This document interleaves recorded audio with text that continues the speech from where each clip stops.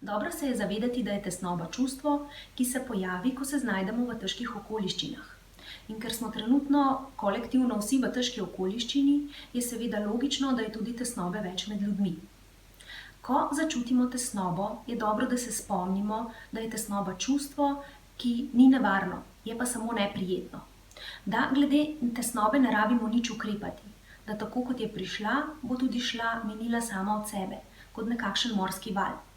Da pa potem, ko smo se na to spomnili, da pozornost usmerimo v tukaj in zdaj. Torej, kaj lahko sedaj naredim na področjih, ki so mi v življenju pomembna in se usmerim nanje. Torej, na neke aktivnosti, ki me potegnejo notri. Ponavadi se tesnoba lahko pojavi tudi, ko se uležemo k počitku.